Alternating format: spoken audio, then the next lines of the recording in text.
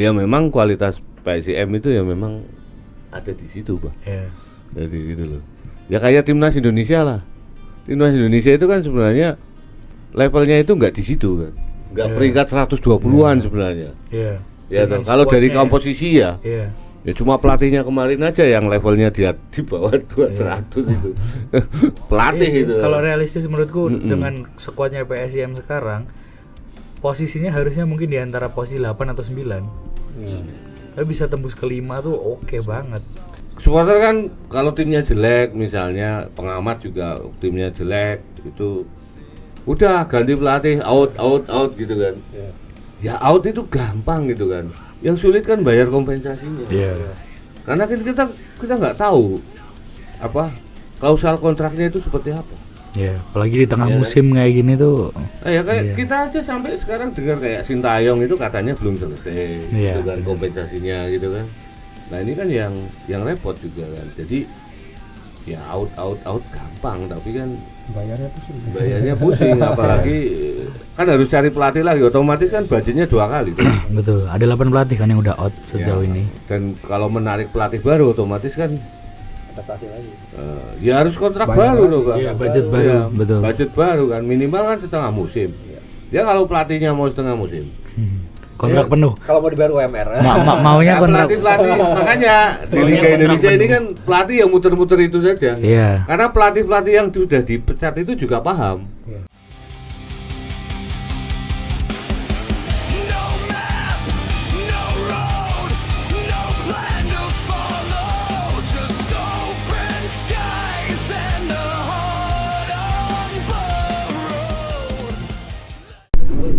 Oke, siap, kamera rolling. Tes. 1, 2, 3, yuk. Kembali lagi di podcast Main Bola persembahan dari Radar Jogja. Kita akan sudah memasuki ya tepatnya masuki Pekan kompetisi 15. gasol lagi di pekan 15. Ini ada pertandingan seru tentunya di PSIM Jogja akan dijamu oleh Persijap Jepara di Gelora Bumi Kartini. Tapi sayangnya laga ini tanpa penonton. Tentunya ini keuntungan bagi PSIM Jogja. Di mana saat ini PSIM Jogja terlempar ke posisi 7 atau 6 ya? 6. Dan Persijap ada di 16 ya dengan nilai 10. Persijap ada darah segarnya pelatihnya ya. Saya kenal ini. Divaldo Alves ini mantan pelatih dari PSBS Biak ya. Oke, langsung aja saya tanya dulu ke pengamat sepak bola kita, Pak Ananto. Gimana ya, Pak? Partai besok, Pak?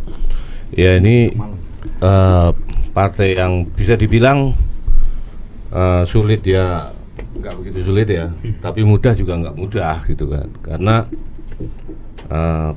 Persijap ini meskipun di papan bawah gitu kan, tapi pasti mereka juga pengen bangkit, gitu. Dan yang kedua, PSIM sendiri kalau jeda kompetisinya terlalu lama biasanya ritmenya turun. Ya untuk mengembalikan ritme ini memang agak sulit, Pak. Agak sulit karena biasanya tim ini kan harus harus menaikkan performa lagi gitu kan, kemudian menyelaraskan fitness level lagi, dan ini kan otomatis hampir 1 bulan lebih ya. Ya, hampir sebulan. Hampir sebulan ya, sampai sebulan 30 hari ini mereka tidak ada pertandingan yang kompetitif ya. Padahal di partai-partai sebelumnya mereka kan paling hanya jeda ya paling seminggu 2 minggu ya. Ini kan sampai hampir sebulan gitu kan. Nah, ini sebenarnya di satu sisi ada sih orang mengatakan kalau tim ini nanti akan kembali bugar gitu kan. Nah, yang jadi pertanyaan kalau jedanya ini terlalu lama itu ini semuanya refresh lagi, maksudnya restart lagi dari awal gitu kan. Jadi kembali ke titik paling bawah. Ya, ini sangat sangat dilematis bagi pelatih, terutama pelatih fisik.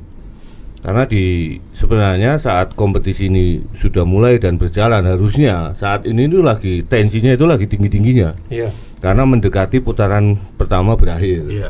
Ya kan, sebenarnya ini peak performa masing-masing tim ini sudah dapat sekarang. Tapi ternyata harus restart lagi dengan jeda kompetisi yang cukup panjang.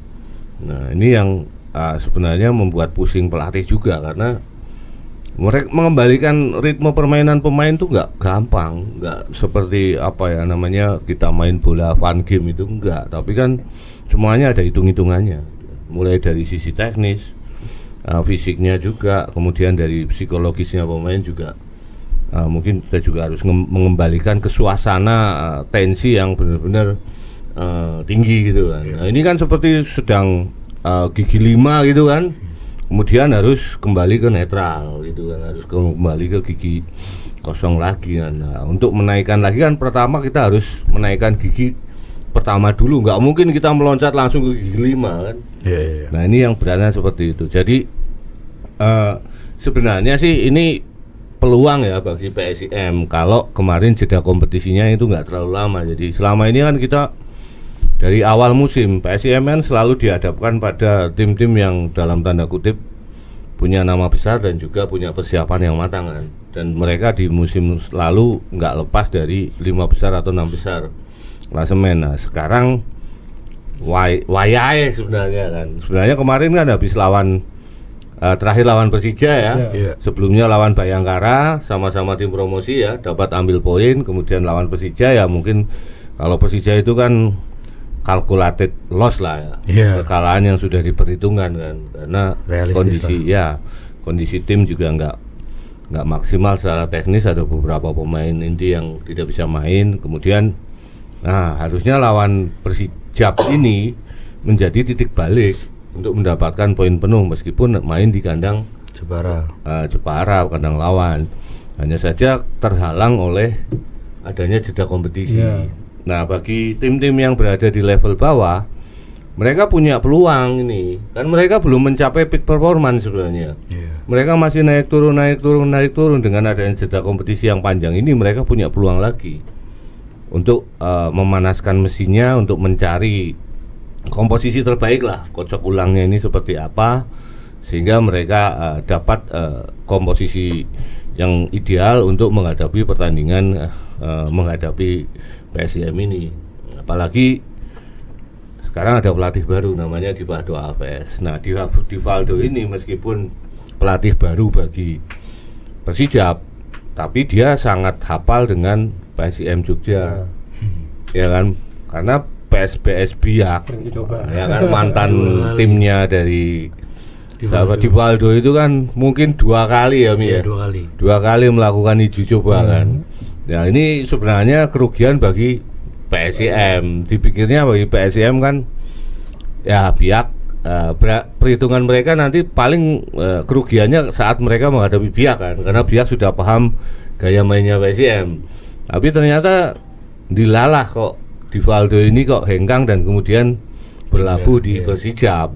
Akhirnya pengetahuannya Divaldo ini kan dibawa ke Persijap. Iya betul. Ya kan, nah, Divaldo ini pasti tahu karakternya PSIM seperti apa, gaya mainnya seperti apa, sampai individu-individu pemain PSIM ini pasti paham. Nah, ya ini sebenarnya persoalannya di situ sebenarnya, di sosok Divaldo ini. Nah, kita berharap Divaldo ini kan belum lama ya Mi ya. Baru diresmikan 3 hari. 3 hari yang lalu. Kemungkinan besar dia belum tune in kan. Betul. Belum tune in dengan tim. Nah, ini kan juga peluang besar bagi PSIM kan. Karena tidak semua pemain itu bisa cepat beradaptasi dengan gaya ataupun strategi pelatihnya. Kita berharap aja waktu yang mepet bagi Divaldo ini belum sempat untuk adaptasi dengan tim, terutama dengan masing-masing pemain ya. Kan harus menjelaskan kan. Dia juga harus menyelami seperti apa sih gaya permainan Persijap, apalagi Persijap di pertandingan sebelumnya juga lawan Biak ya. Juga mereka kalah kan. Di di Maguwo. Nah, otomatis kan Divaldo ini juga harus menyesuaikan juga strateginya dia ini harus bisa dipahami betul oleh calon anak asuhnya ini. Nah, sementara pemain-pemain Persijap ini saya pikir juga tidak akan mudah untuk secepat kilat menyerap skema atau cara bermain gayanya atau karakternya dari Divaldo ini. Divaldo ini pelatih yang punya pengalaman di Liga Indonesia. Betul. Pelatih Portugal kan. Ya, salah satu pelatih Portugal. Mungkin dia masuk duluan di Liga Indonesia. Setelah kemudian itu banyak pelatih Portugal kan, ada Almeida, kemudian ada Bernardo Tavares dan teman-teman itu kan. Nah, biasanya pelatih Portugal ini cepat beradaptasi dengan suasana yang ada di sepak bola Indonesia. Jadi mereka cepat paham gitu kan. Nah, Di Waldo ini kan juga sudah berkeliling ke beberapa klub kan. Sebelumnya juga pernah di Persik Kediri, Persebaya juga pernah, Persijap juga pernah. Persijap juga pernah sebelum di tahun 2010. Jadi dia punya pengalaman yang cukup panjang kan di sini, dan saya pikir ya ini problem terbesar PSIM besok sebenarnya ada di sosok Di Waldo ini. Ya, tapi saya pikir besok pun juga PSIM nggak akan mengubah gaya mainnya. Tetap aja seperti itu. Jadi dengan menghadapi tim manapun juga gaya mainnya juga akan sama, mungkin strateginya yang akan berbeda. Kalau gaya main mungkin sama. Mungkin itu, Pak. Ya. Oke, Mi. Apa yang telah diserahkan oleh Van Gastel ini selama hampir sebulan tanpa kompetisi dan besok akan menghadapi Persijap.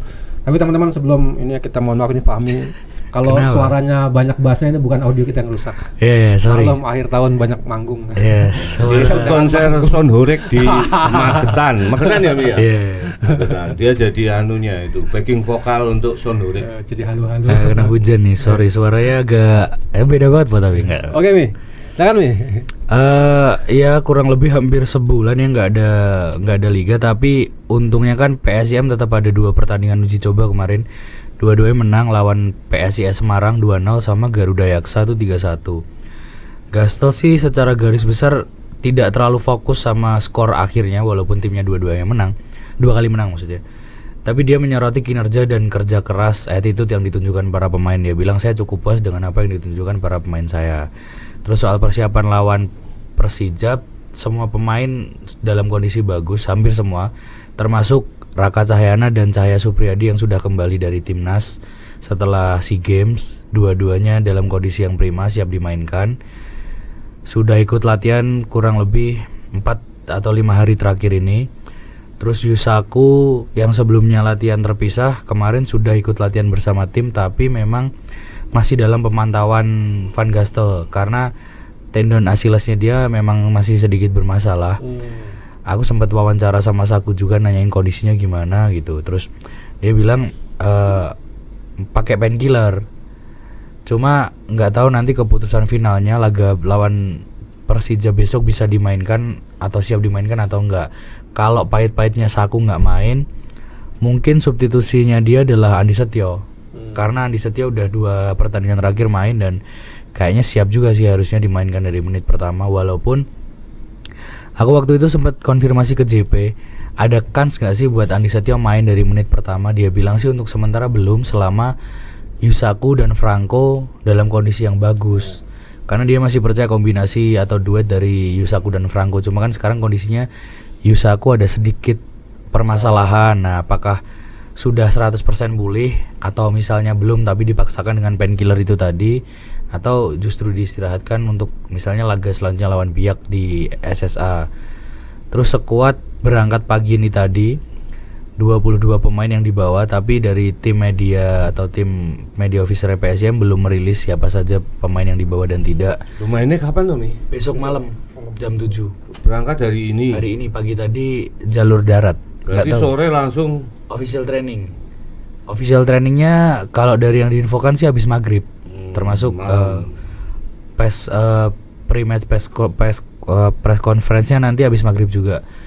Terus via darat. Nah, aku nggak tahu apakah ada kereta langsung yang sini. Nggak ada berarti apa mungkin bis ya?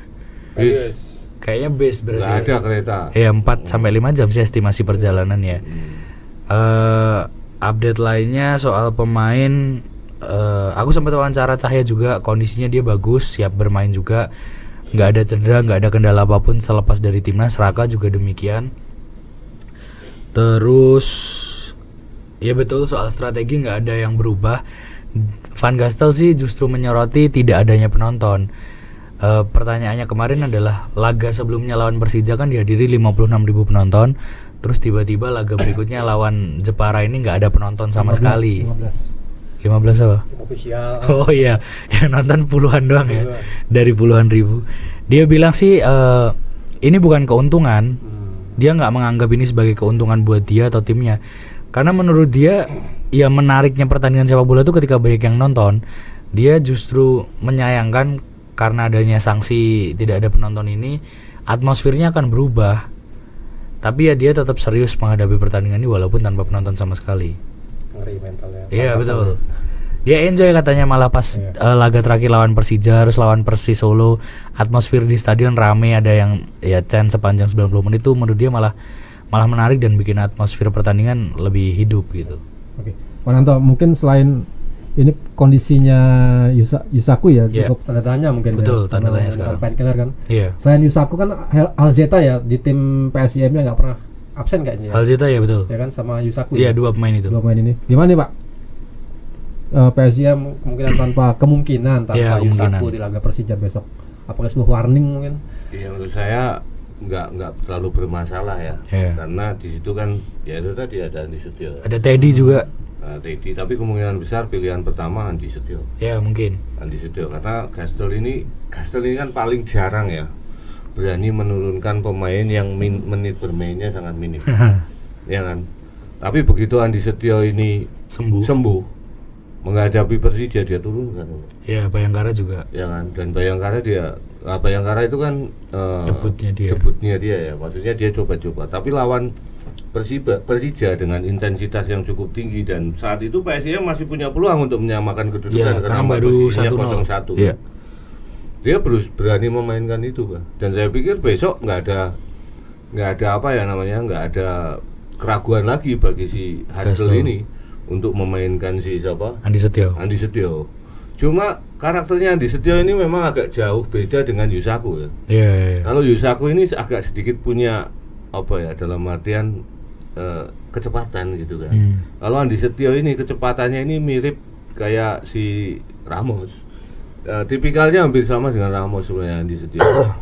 Nah, cuma karena dari pengalaman bermain dan usianya juga cukup matang di Liga Indonesia dan saya pikir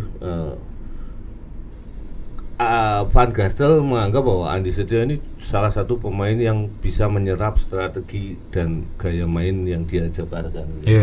Karena nggak semua pemain yang dimiliki oleh PSIM ini dipercaya oleh Van Gastel kan? Betul. Jadi hanya beberapa pemain bahkan sosok Rafinha aja yang musim lalu seperti itu juga nggak dipercaya sama Van Gastel. Iya betul. Ya, dan tahu-tahu kok kemudian Andi Setio masuk gitu kan, setelah sembuh masuk dan dia jadi pilihan untuk menggantikan waktu itu kan ada yang digantikan backnya satu Reva kan. Iya. Reva keluar dan kemudian Van Gastel main 3 back gitu. Nah kemungkinan besok ya Andi Setio akan masuk dengan catatan memang si Yusaku ini tidak bisa main gitu kan. Tapi saya pikir kalau misalnya kondisinya Yusaku ini 50-50, maksudnya dia masih masih bisa main tapi tidak maksimal, kemungkinan besar tetap akan dia akan mencoba si Andi Setio duluan gitu kan. Kalau enggak saya pikir Hastel ini bukan pelatih yang berani mengambil resiko terhadap kondisi pemain sih. Nggak pernah dia mencoba. Kalau ada pemain yang memang nggak fit, bahkan dia nggak masukkan sekalian gitu kan. Apalagi ini kan cedera, dia tahu sendiri kan, tendon kan. Iya, tendon Achilles. Achilles tendon ini kan berbahaya juga bagi seorang pemain dan ini cedera lama. Iya. Kalau cedera baru mungkin treatmentnya nggak begitu ya, tapi kalau cedera lama kambuh lagi ini agak berat. Karena pasti juga di situ ada luka ataupun bengkak yang lama kemudian terbuka lagi. Nah ini kan yang repot.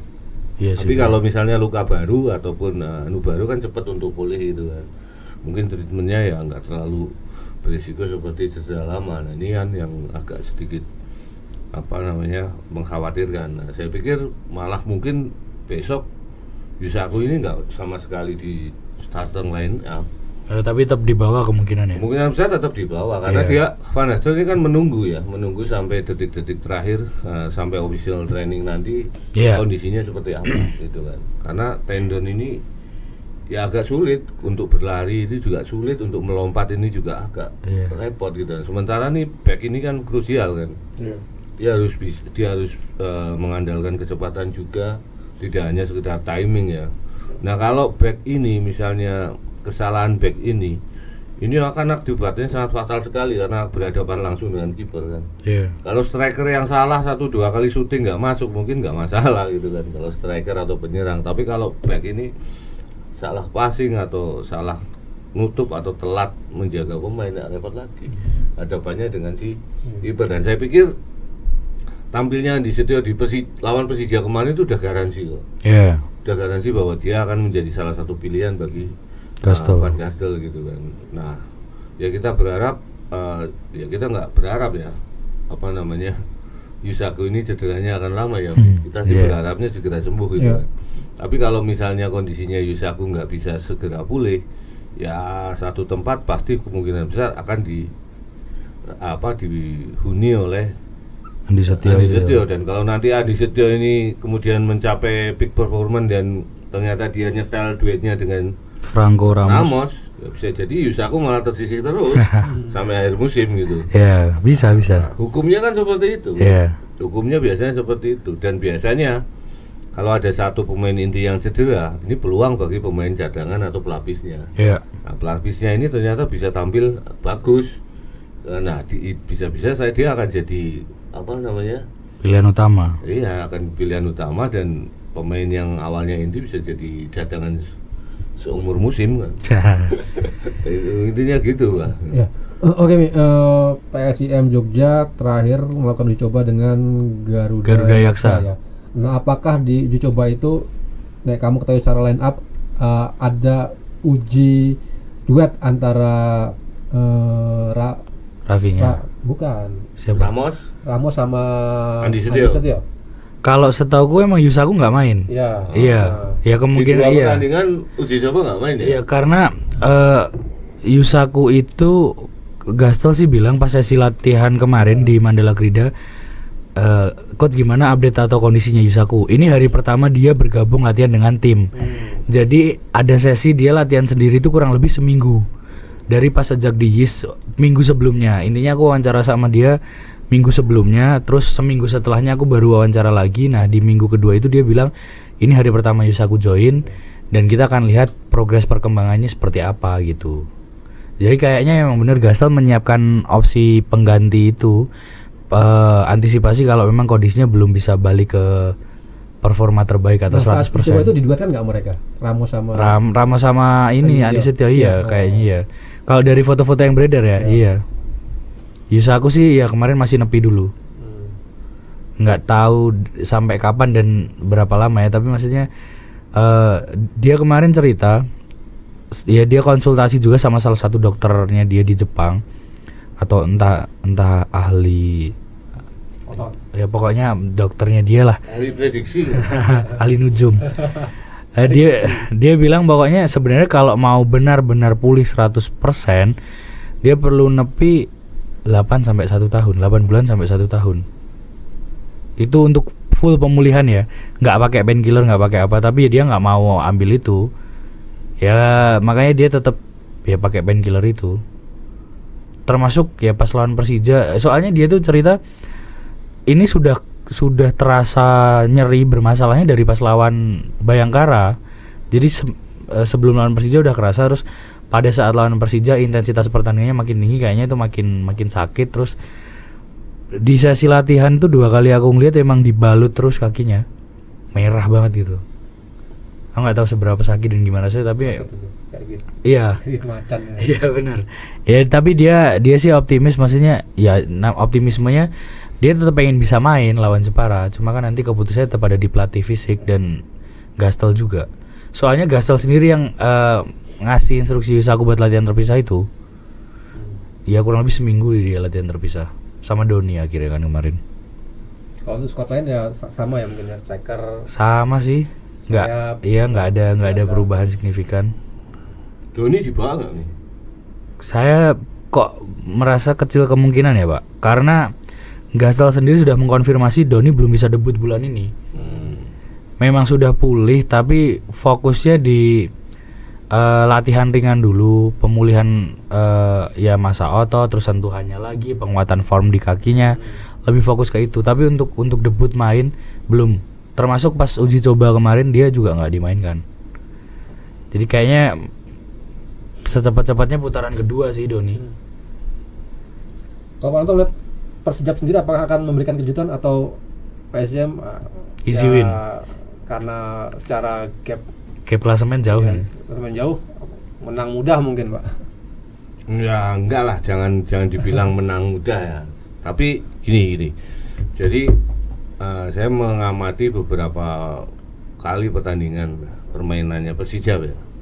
Tim ini memang sangat bermasalah. Bermasalah dalam artian begini, maksudnya dari sisi komposisi pemain mungkin terutama pemain asingnya itu mungkin nggak begitu mencolok ya, maksudnya mereka punya kualitas lah, masing-masing pemain itu masih punya kualitas. Mereka punya sayap kiri, wingback kiri bagus gitu kan. Kemudian mereka juga punya motor serangan Franka itu juga bagus. Kemudian juga ada Rosalvo, ada Rosalvo ini saya masih 50-50 ya. Sudi Abdallah. Sudi Abdallah ini juga saya masih 50-50 lah. Yang mana Pak? Satu lagi saya lupa itu satunya, yang siapa? Alexis.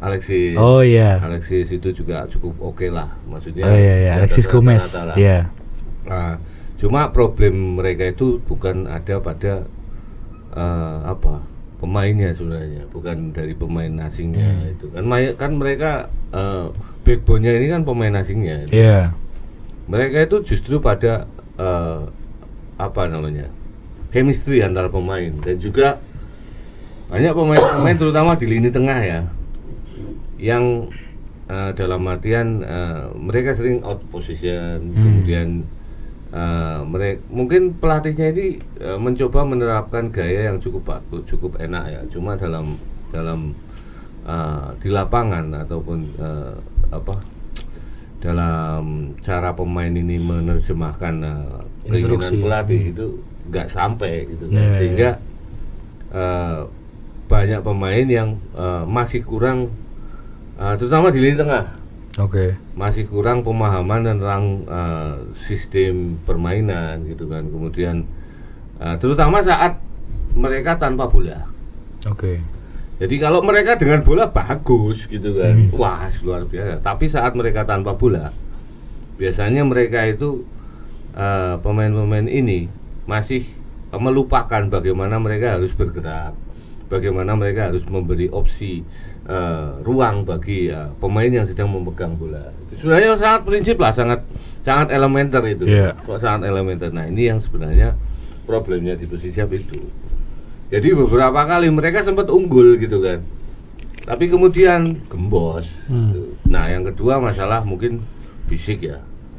Fisik saya lihat ini juga pemain Persija ini juga fisiknya ini mungkin nggak bisa tampil sampai 90 menit. Jadi banyak gol-gol mereka kebobolan ini menit-menit akhir gitu. Betul. Nah itu kalau menit-menit akhir itu kan posisi positif sudah positif itu karena masalah fisik. Kelelahan kemudian karena lelah itu kan jadi hilang fokus.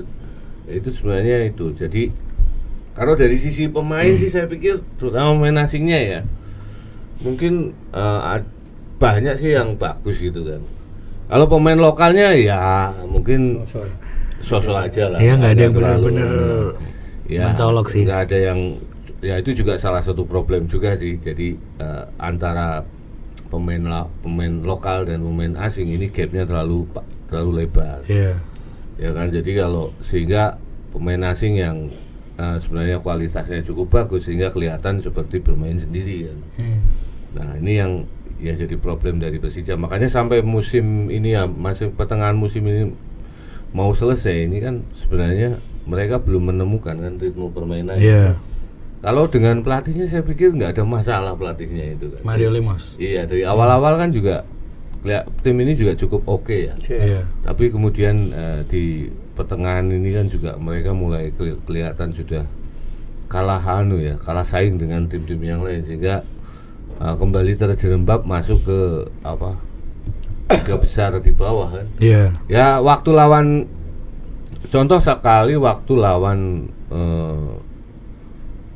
PS Biak gitu. Nah, mereka memang kalau nggak salah mereka kena kartu merah atau kalau nggak salah ya. Carlos Franca. Ya, nah padahal mereka sedang unggul kalau nggak salah. Atau gimana lah. Pokoknya kalah 3-2 itu. Betul. Nah ini sebenarnya hal-hal seperti inilah yang sering membuat mereka itu jatuh gitu kan. Iya. Tahu-tahu ada yang kena kartu merah. Iya betul. Kayak sering banget nih. Betul. Iya, Kartu merah. Aku ngecek di Ini problem statsnya Persija memang cukup banyak pemain yang kena kartu merah. Entah karena pelanggaran atau argumen nggak perlu Nggak kuasit. perlu itu Iya. kan. Nah, ini yang harus dihindari ya karena Iya. sekarang kan wasit ini nggak peduli. Iya. Meskipun tim tuan rumah kalau misalnya pemainnya salah ya kartu gitu Iya. kan. Kalau dulu kan wasit masih mikir kalau tim tuan rumah mau ngasih kartu kuning aja mereka mikir-mikir apalagi Iya. kartu merah gitu. Betul. Kan. Nah, sekarang ini kan berbeda eranya itu. Jadi Apalagi ada VAR. ada VAR juga. Iya, Nah, betul. inilah yang harus dipahami. Nah, saya pikir salah satu hal yang membuat Persijap ini sulit untuk keluar dari jebakan-jebakan itu ya salah satunya itu. Jadi yang pertama karena gap pemain lokal dan pemain asingnya ini juga nggak terlalu rata ya. Kemudian juga saya melihat pemain Persijap ini belum begitu bisa menyerap skema yang diinginkan pelatih. Terus berikutnya ya mungkin karena faktor itu tadi kartu merah yang selalu Iya, datang banyak. ke mereka ini kan ya repot gitu kan. Sehingga ini ya kartu merah itu pasti akan mempengaruhi jalannya pertandingan kok. Iya. Pasti akan mempengaruhi saat mereka sedang enak gitu kan. Tahu-tahu mereka harus kena kartu merah. Dan yang paling penting yaitu apa namanya perilaku pemain saat mereka itu tanpa bola itu saja. Mereka sering tidak melakukan pergerakan tanpa bola yang menguntungkan mereka. Justru malah seperti koordinasinya itu tidak saling membackup sehingga serangan yang sudah sampai ke depan, bola yang sudah sampai ke depan harusnya harus tarik lagi. Sehingga progresifnya ini mereka masih sangat minim. Ini yang harusnya sebenarnya dimanfaatkan betul oleh PSM. Mumpung tim ini kan kita nggak tahu kenapa kok hingga akhir jeda kompetisi ini baru dapat pelatih ya. Iya. Ya memang agak sulit nyari pelatih gitu kan. Yang lisensi dan nganggur untuk saat Iya, ini ya. akhirnya kan dia kembali lagi ke itu lagi. Iya. Benar. Nah, mungkin juga karena keterbatasan budget juga. Bisa. Apalagi sekarang mantan pelatihnya ditarik kembali untuk jadi direktur teknik. Iya. Nah, ini kan kemungkinan besar karena kontrak pelatih ini diputus, sementara dalam klausal kontrak ini Ada fee yang harus dibayar kalau semuanya kontrak harus dibayar meskipun Iya. dia harus diputus kontrak. Ya terpaksa daripada kehilangan uang kan ya terpaksa Dipindah posisi. dipekerjakan menjadi Dirtek. direktur teknik gitu kan. Nah, ini ya problemnya juga. Jadi ya ini mungkin yang harus dipahami juga sama supporter ya. Iya, apalagi kena sanksi itu. Ya kan, jadi supporter kan kalau timnya jelek misalnya, pengamat juga timnya jelek itu udah ganti pelatih, out gitu kan. Ya out itu gampang gitu kan. Yang sulit kan bayar kompensasinya. Iya. Karena kan kita nggak tahu apa klausal kontraknya itu seperti apa.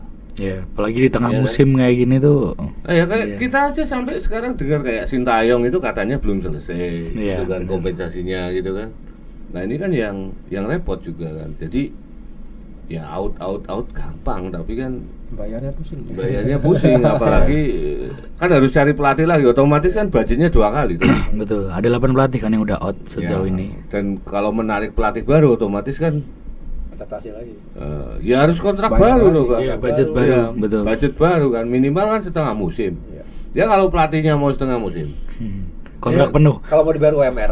Maunya Ya, kontrak. pelatih makanya di Maunya Liga kontrak Indonesia ini penuh. kan pelatih yang muter-muter itu saja. Iya. Karena pelatih yang sudah dipecat itu juga paham. Iya. Allah pasti nanti juga akan dapat. Ya ada tim lain, betul. Kalau Iya. nggak di Liga 1 ya Liga 2 nunggu Liga ya. 1 betul. karena pelatih asing kan. Oh iya betul. Ya, ya paling kan ya nanti muter-muter dapat tim. Karena apa? Tim itu kan kesulitan.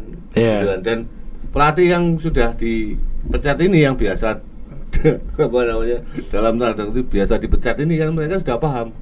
Polanya Ya ya. kan? Akhirnya mereka ya nggak apa-apa setengah musim sini gitu kan. Akhirnya Iya. ya pasti dapat. Nah itu kan cara orang untuk mencari peluang ya. Kita nggak bisa menyalahkan itu. Makanya ya muter-muter di situ aja. Ya kan. Lo nyali pelatih itu bukan hal sepele. Gitu. Sekarang kan banyak Persebaya ini juga belum dapat. Persik tuh kayaknya belum juga tuh. Persik Kediri ini juga belum setelah Semen Padang Tavares bukan? nggak tahu, belum ada yang fake gitu kan. Iya, tapi belum ada Ya ini. kayak kemarin mungkin yang paling cepat itu kan si siapa namanya PSM kan, Iya. langsung dapat Thomas Truka ini. Ya kita belum tahu apakah kompensasinya Bernardo Tavares ini sudah selesai atau belum. Iya. Kita belum tahu. Ya kan. Ya kan itu dilema juga bagi pelatih itu. Nah ini yang kadang nggak dipahami oleh kita semua gitu kan. Karena nggak seperti era Liga Indonesia zaman dulu ya. Pelatih dipecat ya wis pecat aja. Tapi sekarang ini kan pelatih ini kan yang datang ke Liga Indonesia kan punya license yang cukup tinggi ya. Karena syaratnya harus pro kan, bukan lagi yang misalnya AFC B atau apa gitu kan. Tapi kan harus misalnya UEFA Pro dan sebagainya. Kalau enggak ya dari CONCACAF Pro gitu kan. Kalau enggak dari apa namanya Kominfo itu kan semuanya harus pro semua. Nah di situ saat pelatih ini sudah dapat lisensi pro ini mereka kan juga paham terkait dengan perjanjian kontrak dan mereka nggak mau goblok dong, nggak mau mati, mereka nggak mau apa namanya terjebak dalam kontrak yang hanya setengah musim kemudian mereka selesai dipecat, mereka nggak dapat kompensasi. Nggak bisa, pasti mereka juga harus dapat kompensasi, kecuali kalau mereka dari klub ini dan pelatihnya ini win-win solution ya. Misalnya udahlah gentleman agreement, kita udah sepakat untuk berpisah gitu kan. Kalau sepakat berpisah berarti kan pelatih ini nggak menuntut kompensasi gitu kan. Kalau nggak kompensasinya nggak dibayar penuh. Kalau misalnya kontrak 1 musim 12 bulan gitu kan, udahlah saya dibayar 3 bulan aja nggak apa-apa gitu kan, ya bisa aja kan. Nah, nanti mungkin timnya ini bisa cari pelatih dengan cepat. Tapi kalau kelihatannya kalau hal-hal seperti itu ya karena kayak Madura kemarin ya, Alfredo Vera gitu kan. Sekarang jadi direktur teknik gitu kan. Nah, sekarang kalau dari direktur teknik dia bekas karena dia melatih aja nggak dianggap bahwa dia nggak bagus kok kemudian dijadikan direktur teknik kan ya lucu. Iya. Ya kan, padahal direktur teknik kan di atasnya pelatih. Lebih kompleks yang dilihat ya, betul. Iya. Nah terus ngopo gitu kan, intinya kan yo mereka mungkin santai-santai aja. Ya sebenarnya untuk mengakali fee yang harus dibayarkan itu. Mungkin aja ya. Tapi kan kita nggak tahu ya, ini baru dugaan ya, bukan tuduhan ya. Iya. Ini kan baru ngomong kosong aja gitu kan. Mungkin itu, Pak. Kota ATK tuh ada pemain Persijap yang kalau saya lihat pas waktu lawan Bali sama Persija waktu itu lumayan bagus tuh, Nazib Yakubu sama Said Abdallah ya. Nazib tuh yang Sudi. Back kirinya Iya. tuh. Wing back kiri Ya Yakubu tuh kalau nggak salah dia masih disuspend kok. Oh iya. Iya, Karena masih disuspend kartu merah itu. Kartu merah dia, ya. Iya. Besok. Iya. Dia Carlos Franca bagus, tahu Franca sih, Pak, yang coba. Carlos Franca, iya. ya. Itu juga masih akumulasi kartu merah setahu. Oh iya. Jadi ya agak pincang sebenarnya skuadnya Persija besok. Apalagi pemain asingnya. Aku tadi sempat mantau di website dan ya di pertandingan terakhir 2 atau 3 pertandingan terakhir memang ada beberapa pemain yang kartu merah, ada yang direct red card juga, dan ini ya entah ada permasalahan itu tadi, argumen-argumen yang nggak penting sebenarnya karena ya merugikan tim sendiri atau pelanggaran yang nggak perlu. Karena aku berapa kali nonton Persijap memang sebenarnya garis pertahanannya mereka lumayan dalam. Terus mereka banyak memanfaatkan counter attack, termasuk ketika menang lawan Persib Bandung. Gol menit akhir itu kan dari counter attack. Ya karena Persib Bandung juga penalti nggak masuk. Iya betul. Cuma ya itu aku tuh sedikit mengkhawatirkan counter attack-nya Persijap ketika besok lawan PSIM. PSIM di beberapa momen atau ketika menit-menit akhir gitu, apalagi besok misalnya main malam terus hujan gitu, malah makin berat, capek. Jarak antar pemainnya agak jauh.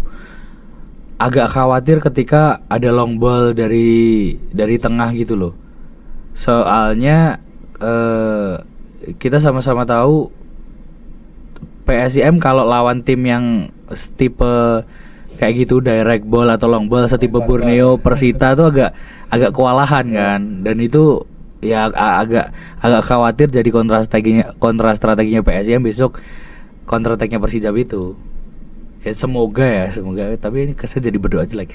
Semoga belum padu karena pelatihnya baru terus ditambah ada beberapa pemain kunci yang tidak bisa main dari tim Iya. Persijap. Ini dari catatan ya. Kartu merah ya. Kartu merahnya itu mereka itu kena kartu merah itu hampir semua pertandingan nih. Set.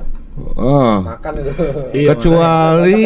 Iya, kecuali lawan Bayangkara mereka. Iya, sering banget dapat Iya kartu kan, merah. mereka itu kalah sama Bayangkara. Terus kemudian lawan Malut mereka juga dapat kartu merah. Lawan Madura malah 2 kali kartu merah. Lawan Persemen Padang ini Ada merah. kartu merah. Persijap Siap ini dulu juga Iya. kartu Iya, merah itu. juga. Lawan Persita kartu merah tapi mereka juga kalah gitu kan. Iya ingat saya. Iya kan? Lawan Persis. Jadi kemenangannya Persijap itu lawan Persis sama lawan Persib ya. Iya. 2 kali itu kemenangannya. Itu pun satu timnya ini dapat kartu merah.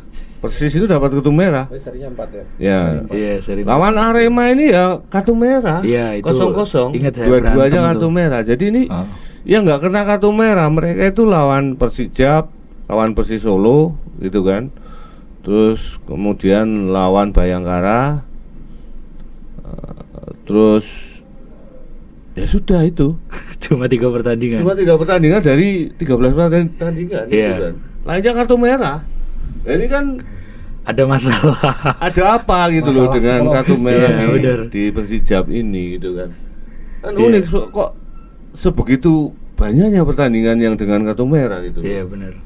Ini lucu gitu kan, maksudnya hal-hal yang aneh lah menurut saya. Dan ini ya sebenarnya bukan kesalahan pelatih kan kalau Iya, seperti ini kan. betul. Kalau kita melihat dari data pertandingan seperti ini loh, kan pelatih kan nggak menganjurkan pemain untuk dapat kartu merah, Iya. gitu. Nah, tapi kok kenapa pelatihnya yang Salahkan diikat guru gitu kan? BK-nya. Ya mungkin karena argumentasi pelatih loh, karena itu kena kartu merah terus loh. Kasihan. Menangnya tuh cuma sama tok ya. Persib Bandung 2-1 Bandung. Itu Iya. subsidinya minus berarti Pak ya? sama Persis Solo kalau nggak salah. Borneo mereka nggak ada kartu merah. Lawan Persib juga nggak dapat kartu merah. Lawan PSM mereka kartu merah. Jadi mereka yang dapat kartu merah itu 1, 2, 3, 4, 5. 5 kali pertandingan mereka kartu merah semua. Kartu merah terus gitu 5 pertandingan ini. Dari 13 13 pertandingan. Ya, ini Iya. kan cukup merugikan. Ya hampir juga. setengahnya. Hampir setengahnya itu loh. Iya. Kan ya lucu ya, maksudnya ada apa gitu loh dengan kartu merah ini? Apakah mereka tidak tersosialisasi dengan VAR ini atau seperti apa? Atau faktor lapangan atau faktor apanya juga tanda tanya. Nah ini kan ya harusnya dari Persijap ini, internal Persijap ini harusnya mencermati ini. Iya, evaluasi. 5 pertandingan loh mereka kena kartu merah. Ada 2 kali pertandingan lawan Madura ini mereka dapat 2 kartu merah. Ya ada yang salah berarti memang. Iya, ada sesuatu kan. Lawan Biak aja terakhir mereka kartu merah. Jadi di 4 pertandingan terakhir ya, mulai dari lawan Malut, kemudian lawan Madura, lawan Semen Padang, dan lawan Biak, itu semuanya kartu merah di 4 pertandingan terakhir. Iya. Luar biasa. Mereka bermain dengan kepala panas. Nah, Besok ini- ya kita nggak usah tebak skor, kita tebak aja siapa yang kartu merah besok. Tebakanku Wahyudi Hamisi. Dia malah jarang kena kartu merah. malah Misi malah jarang clean kena ya kartu Mak ya, merah, padahal iya. dia defensive midfield loh. Kan bergilir. Oh iya, Dia bergilir. minggu ini siapa ya, bener. Nah, ya kan ini menarik, jadi luar biasa. Mungkin itu Pak, ini yang perlu dicermati gitu loh. Pancingnya terus emosinya besok ya. Kalau Sprangka Pancing. kemarin yang kena kartu merah lawan apa Ya, namanya? lawan Biak. Lawan Biak. Iya, Jadi dia betul. nggak bisa main kan besok kan. Iya. Terus, dan luar biasa jadi Kartu merah berapa bayarnya? Kalau direct enggak murah banget. Kalau direct 15 apa 20. 20 juta. Iya. Itu mahal wih. 15 juta murah dan. Iya. Kali 5 ada 75 juta. Iya, kalau indirect, kalau dia dapat kuning dulu itu 10 juta. Oh. Tapi kuningnya 5 juta. Iya. waktu lawan Madura Itu ada 2 pemain, 30 Diki juta. Kurniawan. Ini Iya. menit 31 mereka udah kartu merah. Buset. Beda. Itu. Iya. Padahal mereka sudah unggul 1-0 gitu kan. Terus menit terakhir Alamsah kartu merah menit 90 plus 6. Kan luar biasa Mi. Gitu loh. Bisa potong. Bener sih subsidinya mungkin banyak dialokasikan ke situ sama sanksi-sanksi. Supporter. Iya bener. Ini yang harus diperhatikan ya karena banyak ya. Musim lalu kalau nggak salah ada juga tim yang bermasalah dengan kartu merah. Mana? Persis Solo. Oh iya. Ya. Persis. Ya sampai siapa namanya si Ong Kim Swi waktu itu masih pegang Persis yang datang di putaran kedua. Itu dia meminta agar pemainnya ini berhati-hati agar tidak kena kartu merah. Ada instruksi khusus. Ada instruksi khusus untuk seperti itu. Sebenarnya permainan Persis waktu dipegang oleh Ong itu lebih bagus sebenarnya kan. Tapi karena kebanyakan mereka dapat kartu merah itu yang akhirnya mereka kepukul sendiri kan. Mereka banyak udah unggul tapi kemudian kena kartu merah gitu. Nah, ini yang harus dibahas. Nah ini sekarang menimpa Persija Jepara. Dari 4 pertandingan terakhir mereka itu dapat kartu merah semua. Iya, berarti 5 pemain ya setidaknya. 5 pemain setidaknya udah dapat kartu merah. Ya, sementara di PSM baru Vidal doang, itu pun Indi Raik. Mungkin sementara ya ganti jersey putih dulu lah kalau kandang. Iya. Biar gak emosi banget. Ya nggak tahu kenapa. Nah ini yang harus disiasati betul oleh pelatihnya apa internalnya dari Persijap ya. Problemnya Persijap seperti ini. Nah yang jadi menarik besok kan justru PSIM ini kan akan kembali lagi full tim ya kecuali Yusaku yang masih tanda tanya. Iya betul. Valente udah pasti kembali ya Mi? Kembali karena akumulasinya cuma 1 pertandingan. 1 pertandingan dan kembalinya Valente ini pasti akan berdampak yang sangat besar gitu. Iya, sepakat kalau itu. Dan PSIM ini kan terkenal nggak takut untuk bermain di luar kandang. Malah bagus. Malah secara statistik Memang mereka kan Iya. Lapangannya bagus ya? Gitu. Bumi Kartini bagus sih. sekarang ini Supportnya. Tapi agak bopeng-bopeng gitu loh kalau update yang Karena ku hujan tonton. ya, sering hujan. sekarang ini agak memprihatinkan. Perawatannya mungkin ya. Ya Ya. pas laga terakhir itu pas Memprihatinkan. penonton pada masuk itu emang agak ini menurun kualitasnya. Padahal denger-denger baru renov ya itu, Pak. Ya barengan sama yang lain-lain itu. Iya. Sebelumnya Maguwo itu ya. Pokoknya oke. yang ini kan yang setelah Kanjuruhan itu Oh, iya. kan masuk 22 stadion yang harus direnovasi direnovasi, oleh ya. PUPR untuk mengejar kelayakan Iya. secara safety-nya lah. Ya, Bumi Kartini Iya, termasuk ya. juga lapangannya juga, termasuk Segiri, termasuk juga Demang Lehman. Semuanya kan direnov semua, Maguwo, Jatidiri juga, Manahan juga, semuanya. Termasuk juga JIS. Iya. Itu juga dapat renovasi juga. Kan persoalannya mungkin harus ada pengelola rumput khusus ya. Harusnya. Harusnya. Dan rumputnya itu sebenarnya rata, lapangannya rata. Cuma rumputnya ini kelihatan agak aneh, kayak berbeda dengan rumput-rumput yang biasa dipakai untuk lapangan sepak bola gitu kan. Kalau saya lihat di 2 atau 3 pertandingan terakhir ya, gampang cowel gitu loh. Misalnya nendang terus sepatunya poolnya kena rumputnya itu langsung koyak Mengkelupas. Iya kayak gitu. Ya itu berarti akarnya ini belum kuat. Bawahnya tuh mungkin terlalu tipis atau belum 100% pemeliharaannya gitu. Padahal awal-awal di Liga 1 dulu bagus. Saya nonton Mas lawan Persib tuh bagus loh. Bagus, masih bagus Iya, lapangan. pekan-pekan awal tuh Setelah kayak maintenance-nya ya. iya Indonesia mungkin agak apa. Padahal cuma Persijap aja yang main di sana. Betul, nggak ada tim lain, nggak ada. Iya bener sih. Yang lain dulu kan Kamal Junaidi mainnya. Ini kan stadion baru. Oh, nama stadion itu kamu. Dulu Persijap itu identik dengan Kamal Junaidi waktu Saya nggak tahu. Perserikatan, waktu Liga Lama itu. Nah ini kan baru main. Ini kemungkinan ya setelah 2010 atau berapa mereka berkandang di sini. Oh. Dulu Kamal Junaidi Jepara. Iya. Ya kayak kalau di sini ya Kridosono. Iya. Stadion kabupaten. Mungkin harus diganti dengan rumput tetangga mungkin biar Waduh. lebih hijau. Mi, Raka setelah pulang ada ada pengalaman dari SEA Games kemarin?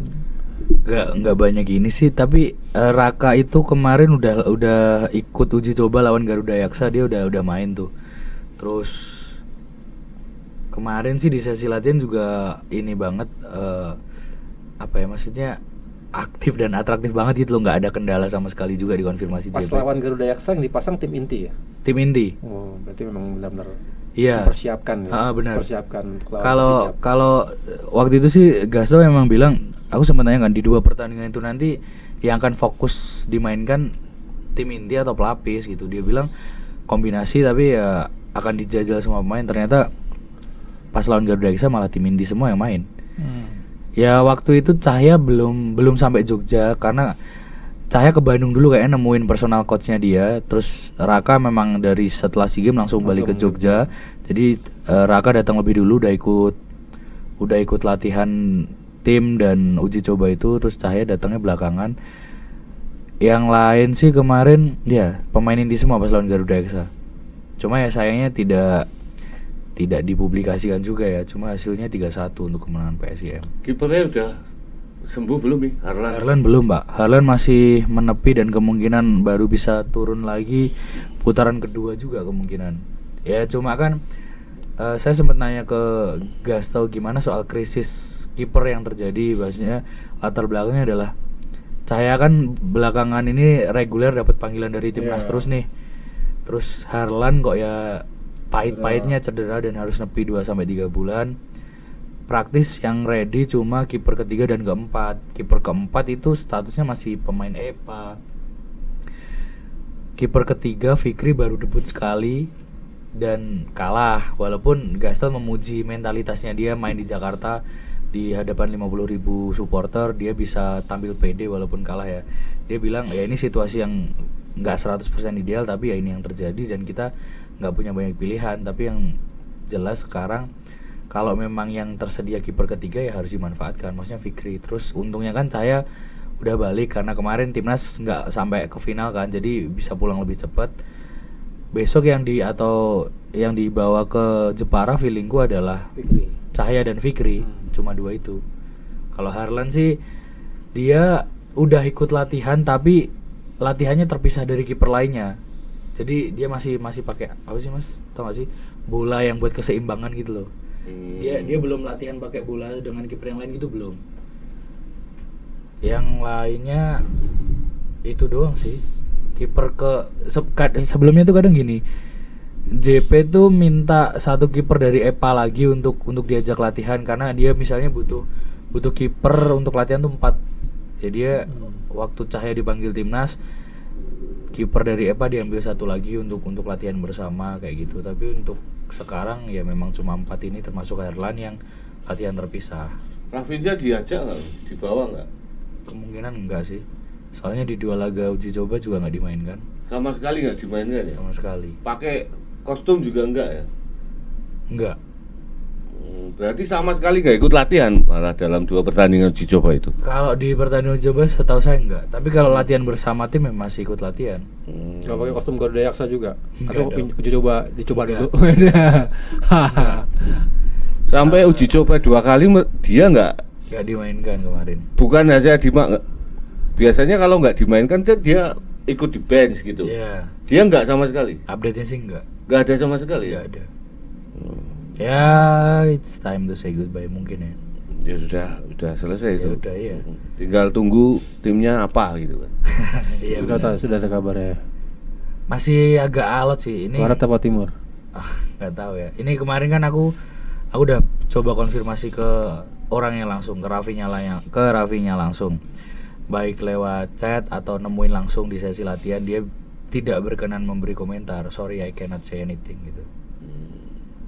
Ya dia nggak ngasih statement apapun itu. Apakah karena memang ada instruksi dari manajemen, ya sudah biar nanti satu pintu aja dari manajemen langsung, biar nggak jadi bola liar atau apapun, atau ya memang dari dia yang menahan diri untuk tidak berkomentar. Aku nggak tahu yang mana. Kalau enggak dia malah sampai akhir musim kelihatannya nggak keluar dari PSM. Bisa ya, opsi itu ada tapi mungkin ya di bench terus, jadi pemanas bangku cadangan terus. Tamat. Karena Gastel mengkonfirmasi putaran kedua nggak akan ada pemain asing baru. Walaupun PSM masih punya 1 slot ya. Tapi nggak akan diisi, nggak akan dipenuhi karena nggak ada budget. Kecuali kalau Rafinha keluar, ya. gitu kan. Berarti kan memang Rafinha nggak akan keluar gitu. Ya nggak tahu ya kalau itu.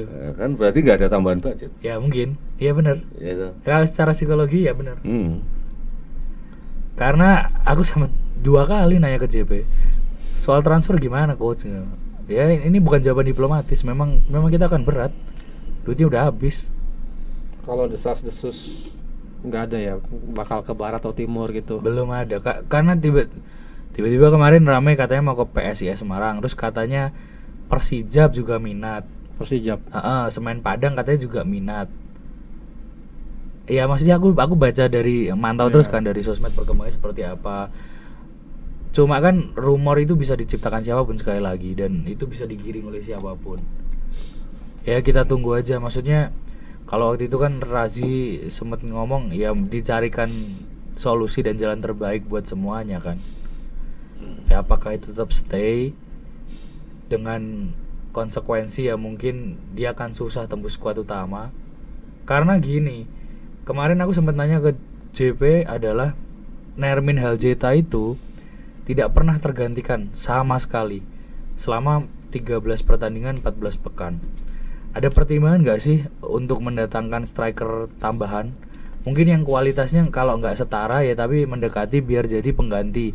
Misal sewaktu-waktu Nermin cedera atau akumulasi. Dia bilang, ya I told you kita nggak ada budgetnya.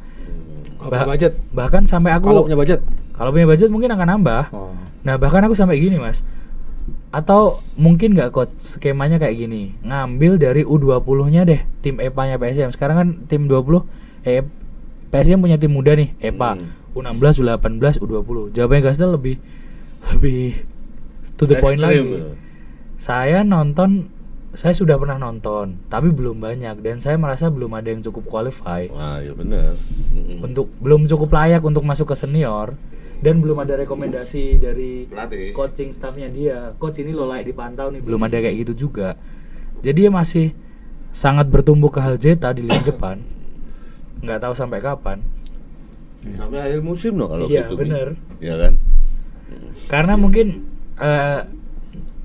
Gastel juga menyadari, ya mungkin juga sudah di warning dari Razi, Ciliana atau manajemen secara umum.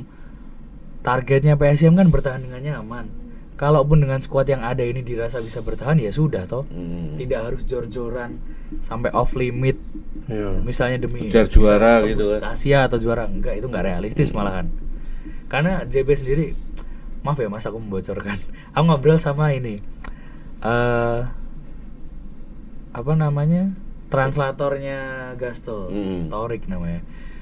Gastel tuh ada kekhawatirannya juga. Ketika mungkin orang-orang berekspektasi bahwa PSM ini trennya lagi bagus, terus JP bisa menggaransi atau memastikan tracknya akan di atas terus. JP itu punya kekhawatiran itu. Ya enggak, dia tuh juga realistis kok, karena dia bisa jatuh atau tersandung kapan aja, pertandingannya kalah kapan aja itu bisa. Jadi dia berusaha realistis, nggak jemawa sama sekali dengan skuad yang ada sekarang. Makanya kadang dia juga berhati-hati untuk ngasih statement sebenarnya karena itu. Ya intinya kan dia tahu kan sampai di mana kemampuan timnya. Atau kemampuan timnya, iya betul. Ya. Dia sadar diri sekali untuk itu. Kan nggak mungkin kan dia bersaing dengan Persija, betul, dan Persib Bandung. Dan dia secara gamblang bilang gini kok, maksudnya papan atas ini persaingannya menarik dan agak tidak terprediksi untuk saya bisa di posisi yang sekian gitu kan. Ya papan atas lah kasarnya, posisi 4, 5, 4, 5 itu kan. Karena kompetitornya Borneo, Persib, Persija. Terutama ini ya Persib dan Persija ini.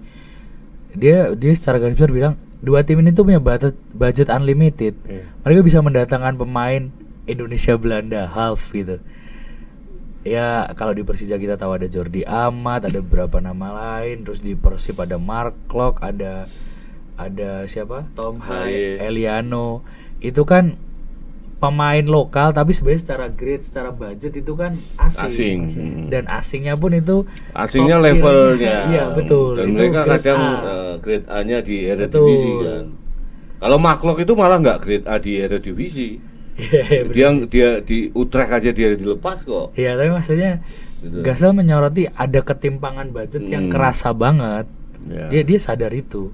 Dua tim ini tuh emang berburu juara banget, Persib dan Persija ini. disupport finansial yang sangat stabil. Berarti kalau misalnya Van Gastel ini dikasih materi yang lebih baik, mungkin Wah. PSIM bisa Wah, lompat nih. ya bisa banget. Cuma ya dia realistis dan nggak mau memaksakan itu. Berarti dia memaksimalkan Ya, yang sudah ada. yang sudah ada aja Iya. gitu kan. Dengan kekuatan dia, ya mungkin kualitas pemainnya dia sebegini gitu Iya, kan. betul. Makanya kan yang dia mainkan cuma 15 pemain. Iya, benar. Ya kan. Dia Iya. nggak butuh 22 pemain ya. Iya, itu kan 22 itu kan cuma biar nggak kena scoring dari Ya. I-League aja untuk regulasinya. Mungkin kalau nanti tim itu boleh mendaftarkan cuma 15, ya Van Gastel ini mendaftar 15 aja. Iya, karena secara budget lebih murah kan. Lebih murah dan Untuk akomodasi segala macam. kan yang dimainkan itu saja. Iya, benar. Ya, paling ke 15 tuh yang main Iya, itu. maksimal yang diganti 5 itu pun kalau udah kebobolan 4-0 kayak lawan Persita itu. Kalah 1-0, kalah 4-0 sama. Baru ya dia Iya, masukin benar. beberapa. Ya gambling lah dia. Iya. Cuma Tapi kalau unik ini lagi pemain oke, pelatih ini. unik. ganti 1-2 pemain cukup lah gitu. Ya benar. Unik ini pelatih ini. Kalau Pranto melihat secara overall nih ya, PSIM dibandingkan dengan tim yang ada di bawah deh, Persebaya, Arema, Malut, Bali, sama Persita, bagus mana Pak? Sama 5 ini secara overall. PSIM dong. Masih bagus PSIM, secara squad loh Pak. Secara skuad. Secara squad. Ya PSIM di bawah sendiri. Iya. Ya kan? Dengan tim 5 ini loh, kayak Malut. Malut beda itu Terus udah levelnya. Dewa, Persebaya, Arema, Malut tuh harusnya startnya sama Persija tuh. Iya, artinya ekspektasi Iya, per benar. voter mungkin terlalu tinggi ya. Iya, Itu benar. ternyata sudah di luar Ya kalau ekspektasi. dari kualitas pemain ya. ya Kualitas pemainnya. kualitas squad lah. Ya kita jujur aja, dibandingkan dengan Malut itu ya Jauh. masih di bawahnya. Iya. Bandingan Persebaya masih di bawahnya. Persita apalagi kita masih di bawahnya. Terus mana lagi, Bah? Tadi Bayangkara, Arema kita masih di bawahnya. Bali jauh. Nama Bali di bawahnya, jauh. gitu kan. Arema itu mayoritas pemain lama Arema itu kan dipertahankan. Iya, betul. Yang lokal kan. Ya terus kemudian, lah sekarang di PSIM itu nggak ada yang kayak Arkan Fikri itu kan nggak ada. Ya kan paling Raka Cahyana aja masuk timnas itu baru-baru aja karena dia dipercaya terus kan jadi starter di Iya. PSIM. Ya mungkin karena nggak ada orang di situ. Iya benar. Iya toh. Karena dia masih muda, ya toh. Dia punya pengalaman dan dia kan asalnya dari Persija meskipun dia dipinjamkan ke divisi 2, Liga 2 gitu. Terus nggak ada kita bicara Arema ya. Nggak ada yang kayak kaptennya misalnya siapa? Alvarisi ya? Alvarisi. Nggak ada di PSIM. Iya, senior ya. Iya kan. Paling yang mendekati kayak Andi Setio aja baru pulih dari cedera. Iya, betul. Ya, kemudian nggak ada goal getternya. Hmm. Siapa yang gempal itu? Dalberto. Dalberto. Ya kan. 10 gol. Paling ada ya cuma Aljita. kualitas tertingginya dari PSIM ini kan sebenarnya ada di 2 pemain. Valente sama Vidal itu aja. Iya, kalau individual ya, kan? betul. Aljeta ya gitu-gitu aja. Kalau nggak ada topangan 2 pemain ini, Aljeta itu nothing. Iya, standar. Ya biasa-biasa lah, Iya. so-so aja, nggak seorang. Nggak istimewa sih, ya Ya benar. maksudnya gini, Aljeta itu bukan sosok striker yang bisa mencetak gol tanpa dukungan pemain lain. Iya. Ya kan. Beda kayak misalnya David David da Silva itu Iya. dia bisa gitu kan. Dia soloran sendiri bisa dia Iya. lewat 1-2 pemain dia Iya, masih benar. bisa. Gitu kan. Iya, Terus iya. kayak misalnya di Persija apalagi. Iya. Ya toh. Maxwell itu ya. Bukan apa ya mungkin kapasitasnya siapa namanya? Valente ini levelnya itu memang di atas sendiri Valente sama Iya. Vidal. Valente itu masih selevel dengan si Peralta. Iya, iya. Itu levelnya sama. Atau kemudian kalau di tempat lain kayak siapa namanya? Kayak di Persib ya contohnya. Valente ya mungkin itu headnya ya sama Tom Haye itu Iya. itu sama atau masih di atas. Kalau saya membandingkan antara Tom Haye dengan Valente ya sama. Gitu kan. Iya. Walaupun atribut dan stylenya Ya, beda ya. atau masih sejajar lah. Iya. Kemudian kalau Valente dengan Marklock saya masih pegang sih Oh, Valente. Iya. Valente dong. Masih tetap pegang Valente gitu. Iya. Dengan Peralta pun saya masih pegang Valente. Oke, Gitu. menarik. Jadi ya itu jadi di PSIM itu ada pemain yang grade A banget itu kan. Iya. Tapi banyak yang di bawahnya gitu kan. Ya kita jujur aja. Sekarang mayoritas pemain tuh itu dari Liga 2 kok, Bah. Iya. Pemain asingnya berapa? 10. Enggak, yang dari Liga 2 yang di PSIM. Yusaku, Korve, Ramatso, terus Rafinha. Iya, Rafinha. 4. Ya kan? Tim ini punya berapa pemain asing? 10. Kita belum lihat Doni ya. Iya. Doni Warmerdam. Yang 3 baru pertama kali main di Indonesia. Ya, jadi mungkin nanti pembedanya ini ada di Doni. Iya. Ya kan nanti kalau Doni main ternyata kualitasnya di atas Valente. Nah, itu baru bahwasanya tim ini kualitas pemainnya lebih dibanding tim-tim lain gitu loh. Kalau dengan Persita, Pablo Ganet aja masuk tim Piala Afrika kan. Iya. Iya kan. Dan siapa? Kemudian Raiko itu juga bagus banget itu. ya ada Raiko Rodriguez. banyak lah kualitas pemainnya itu kan. Ada pemain lokalnya hoki masuk ke sana. Gitu Iya. kan. Ya toh? Ya masih hoki loh. Gitu kan. Apapun dia pemain timnas. Ya, Wong Gunung Kidul satu Ya. itu loh. Dan hoki itu kalau disejajarkan dengan Seva, Ya hoki, Mas. ya tetap hoki. Iya. Iya toh, tetap hoki dia wirawiri masuk timnas kok. Benar. Dari era timnas senior Sintayong sampai timnas kemarin. Work rate-nya bagus kok gitu. Iya. Walaupun mungkin Apapun sisi positif negatifnya atau negatifnya hoki itu tetap lebih bagus dengan dibanding pemain lokalnya PSIM. Iya. Iya loh, dengan Reva gitu kan tetap masih bagus meskipun nggak head to head secara posisi ya. Betul. Tapi atributnya oke jelas kok. Ya, PSM tuh nggak punya striker lokal lagi, saya baru inget ya. Nggak ada. Sekarang Philip Mofu kena. Irfan Mofu kena Ke pindah ke PSS. Iya. Siapa lagi? Yudha Arkansa udah Iya, jauh-jauh. lokal PSIM Nggak siapa ya? ada. Nggak ada. Iya, Cuma nggak ada bener. Can. Ihsan Can winger itu. winger, semuanya winger. Ya paling striker kan cuma 2, Rafinha sama ini. Iya, kalau mau dipaksakan Korve, yang nggak dipaksakan ya Korve tapi kayaknya Mm-mm. full akan main di winger terus sampai akhir musim. Ya Anton Fase ya masih di bawahnya Valentina saya Iya, lihat gitu dan kan. iya benar. Dia kan masih angin-anginan. Nah, Valente itu timnya kalah, timnya menang, dia main bagus. Minimal rating 7 lah. Iya, 7 dia main 10. bagus. Timnya menang, dia main bagus, timnya kalah, dia tetap main bagus. Iya. Kalau Valente loh. Ya, ratingnya stabil Ya hijau. stabil ya. Kalau yang lain masih jelek-jelek Iya. gitu loh. Apalagi Aljeta gitu kan. Iya. Masih jauh itu. Korve apalagi gitu kan. Ya dari kualitas pemain. Ya ini levelnya PSIM sebenarnya ya. Mungkin ada di antara Persijap sama Jadi Kalau andaikan di realistis- akhir kompetisi itu peringkat 14, 13 nggak degradasi ya. Iya, ya, iya. ya lumayan lah Ya lumayan, Nggak degradasi ya. Nah, tapi lumayan. feelingku Iya. misalnya sampai akhir musim bisa finish 9 atau 10 gitu ya. Terus. Itu masih termaafkan dan oke gitu loh. Tapi mungkin gini, yang banyak menyedot budget mungkin 2 pemain asing baru ini. Ya, Anton dan Doni. Anton Doni ini Karena yang itu sudah- permintaannya ya. JP dan itu budget Dan terakhir. ini mungkin budgetnya paling tinggi. Iya. Sayangnya Doni kita belum bisa menyaksikan loh. Iya. Kalau dia mungkin bisa main, mungkin kita sudah wawasan kita terbuka bahwasanya di PSM ini punya pemain bagus. Gitu. Cuma kita belum lihat kan. Iya. Dia main di level yang resmi Itu gitu kan. main kayak Nigel De Jong. Wah. Nah, udah lewat lagi semuanya gitu kan. Kayak Nah, Kante. dan usianya masih muda gitu Ya, kan. 23 tahun. Ya sama lah kalau waktu kita lihat siapa namanya Injay kan.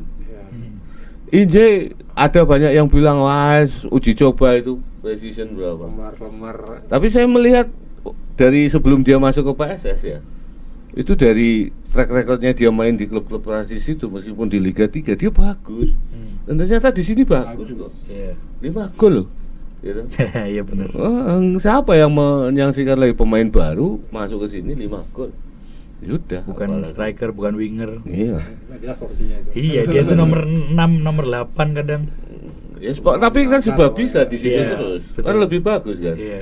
Ya toh. Iya, wis. Ya kalau ya memang kualitas PSIM itu ya memang ada di situ, Pak. Iya. Jadi gitu loh. Ya kayak timnas Indonesia lah. Timnas Indonesia itu kan sebenarnya levelnya itu nggak di situ kan. Nggak Iya. peringkat 120-an sebenarnya. Iya. Ya Dengan toh. Kalau dari squadnya. komposisi ya. Iya. Ya cuma pelatihnya kemarin aja yang levelnya di bawah 200 itu. Pelatih Iya sih, itu. kalau realistis menurutku dengan skuadnya PSIM sekarang posisinya harusnya mungkin di antara posisi 8 atau 9. Tapi bisa tembus ke 5 tuh oke banget. Tapi gini, saya punya pengalaman ya. Jadi tim promosi itu dulu Persis Solo ya, tahun 2006. Persis itu sama bareng dengan PSIM juga. Oke. Satu musim dengan PSIM. PSIM itu juga sudah duluan PSIM di situ malah. 2006 2007. Itu Persis itu. Waktu itu memang agak jor-joran dalam membeli pemain. Grade A, ada yang grade A, ada yang grade bawah sekali gitu kan. Ada yang dari Liga 2. Oke. Contoh Alvin Ki itu dari Liga 2. Waktu itu dari tim apa lah, Persiraja kalau nggak salah, Alvin Ki itu pemain Liberia gitu kan. Dia di Liga 2 bagus. Waktu Persis itu main di Liga 2. Nah, kemudian waktu itu Alvin Ki itu jadi top skor atau apa. Tapi dia ambil pemain yang cukup grade-nya sangat tinggi meskipun saat itu masih muda. Greg Nwokolo gitu kan. Itu kan grade A. Iya. Siapa sih yang bilang Greg Nwokolo grade C di Liga Indonesia? Enggak kan, dia masih grade A. Ya toh. Itu sebelum Greg itu masuk ke Persija dan Persib atau Persebaya. Dan duetnya Greg itu nggak main-main loh, Rudi Widodo loh. Persiter Ternate. Ya, Persiter waktu itu kalau nggak salah papan atas. Persiter Ternate yang sekarang udah almarhum, gitu kan. Stadionnya masih itu, Kiraha itu. Terus kemudian ada lagi Esteban Busto. Esteban Busto ini dulu di Persikota itu maestro. Wah, dia cuma setengah musim diambil itu. Tapi ada pemain yang biasa-biasa gitu kan. Kemudian ada pemain lokal yang biasa-biasa juga gitu. Ya selesainya di peringkat 11, Pak. Iya, peringkatnya 11 sampai nggak lolos Superliga kan waktu itu. Sama PSIM juga, PSIM mungkin di bawahnya kalau nggak salah. Gitu. Jadi PSIM, PSIS sama Persija malah nggak masuk kalau nggak salah. Apa Persijabnya masuk? Saya nggak tahu gitu. Saya nggak hafal lah. Persijab ya ada itu di situ di divisi utama itu. Di waktu itu masih divisi utama. Dan seleksi lagi untuk Superliga kan diambil 8-20 masing-masing. Waktu itu kan grup barat sama grup timur nih. Jadi ada semacam berapa tim ya? 18 waktu itu kalau nggak salah. Jadi ambil 10 barat sama 10 timur. Itu apa 8 barat atau 9 barat atau 8, saya lupa. Tapi yang jelas Persis itu kurang satu trip saja. Di bawah. Ya di bawah garis itu. Sehingga dia harusnya masuk ke divisi 2. Jadi Persis itu nggak pernah degradasi sebenarnya. Persis PSIM itu nggak pernah degradasi bah dulu. Tapi karena nggak bisa lolos ke Superliga. Kalau PSIM kan mundur karena gempa itu kan. Iya. Nah, setelah itu mundur gitu kan. Iya, mengundurkan diri karena ya waktu dia main di divisi utama itu. Divisi utama ada Superliga waktu itu.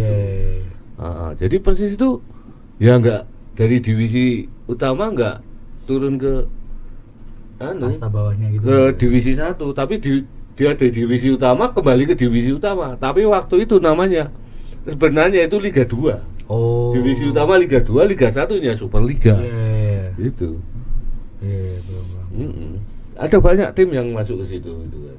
Termasuk saya juga ingat nama Persiter, ingat nama Fandi Mukhtar ya.